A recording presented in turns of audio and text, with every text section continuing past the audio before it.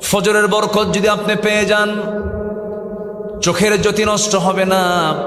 কারণ 24 ঘন্টার মধ্যে সবচেয়ে বরকতময় সময়টা হলো ফজরের সময়। বুরিকাল উম্মতি ফি বুকুরিহা, আমার উম্মতের বরকতময় সময় হলো সকালবেলা। ফজরের সময় যখন কোনো বান্দা ওই নির্মল বাতাসকে যখন বুকে নিয়ে, নাকে মুখে চোখে নিয়ে যখন ফজরের মসজিদের দিকে চলে যায়, পায়ে হেঁটে হেঁটে চলে যায়, মহান রব্বুল আলামিন ওই বরকতময় ফজরে আল্লাহ পাক তাকে সুস্থ করে দেয়। আমার বন্ধুগণ, আল্লাহ তাআলা বান্দাকে সুস্থ রাখার জন্য ইবাদতগুলোকে সেরকম সিস্টেম করে দিয়েছেন। বান্দা যদি নামাজ কেন্দ্রিক জীবনটা সাজায় নেয়, সে বান্দা সহজ অসুস্থ হওয়ার কথা নয়। কিন্তু আজকের সমাজে নামাজ আগে না কাজ আগে? বলেন বলেন বলেন, নামাজ আগে না কাজ আগে? কিন্তু আল্লাহ বলছেন বান্দারে, না না, নামাজটাই আগে, কাজটা পড়ে। আল্লাহ রাব্বুল আলামিন সুন্দর করে বলছেন, ইযা নুদিয়া লিস-সালাতি মিন ইয়াউমিল জুমআতি ফাসআউ ইলা যিকরিল্লাহি ওয়া যারুল বাই'a যালিকুম খায়রুল লাকুম ইন কুনতুম তা'লামুন। যখন নামাজের জন্য আহ্বান করা হবে, আযান যখন দেওয়া হবে, সেই সময় তোমরা সমস্ত বিজনেস, সমস্ত লেনদেন সব কিছুকে মাইনাস করে নামাজের দিকে রওনা দিয়ে দাও। জিকিরের অন্বেষণে মসজিদের দিকে চলে যাও, এটার মধ্যেই তোমার জন্য কল্যাণ আছে। নামাজ যখন শেষ হয়ে যাবে, বান্দা মসজিদে গাট্টি নিয়ে বসে থাকার দরকার নাই, মসজিদে ঘন্টার পর ঘন্টা সময় কাটানোর দরকার নাই। নামাজ আদায় হয়ে গেছে, নামাজ শেষ হওয়ার সঙ্গে সঙ্গে মসজিদ থেকে তুমি দ্রুত বের হয়ে পড়ো, রিজিকের সন্ধানে বের হয়ে যাও।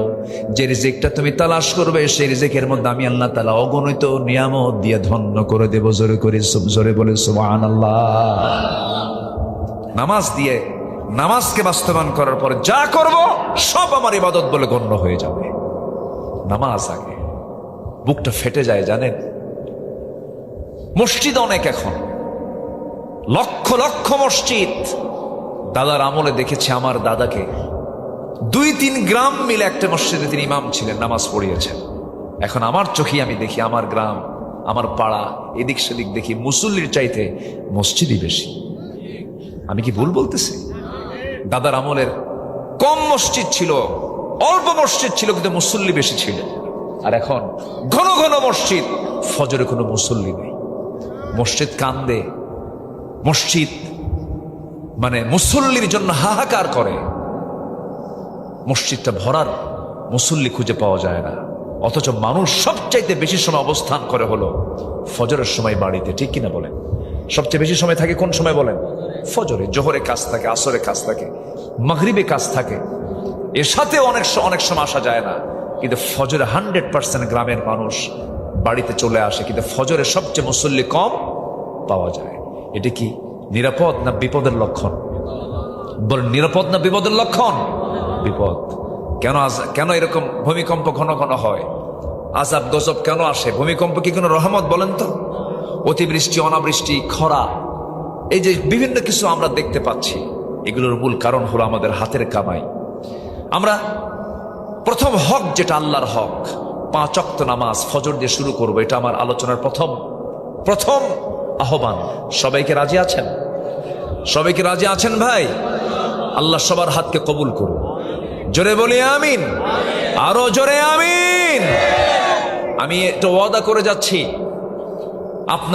আপনার গ্রামের মসজিদ যেদিন আপনি দেখবেন জোহর, আসর, মাগরিব, এশার চাইতে ফজরের মুসল্লি দিয়ে মসজিদ ভরে গেছে বেশি, আমি হলফ করে বলে যাচ্ছি, ওই গ্রামে কোনো মাদক, নেশা, বেপর্দা, শ্লীলতাহানি, কোনো প্রকার অসামাজিক কোনো কাজ কখনো হতে পারে না। নামাজ যেখানে থাকবে সেখানে অন্যায় থাকতে পারে না। নামাজই তো নাই, অন্যায় তো থাকবেই। এখন তো যুবকরা ধ্বংস হওয়ার জন্য যুবকদের হাতে সবচেয়ে বড় অস্ত্র এখন ডিভাইস তুলে দেওয়া হয়েছে, মোবাইল তুলে দেওয়া হয়েছে। এটা এমন একটা জিনিস, এটা পেলে পরে কিচ্ছু লাগে না। ফ্যানটা একটু ওইদিকে ঘুরায় দেন। এটা পেলে আর কিচ্ছু লাগে না। বাতাস আসতেছে, এখানে এসে লাগে, আপনি বোঝেন না? হ্যাঁ,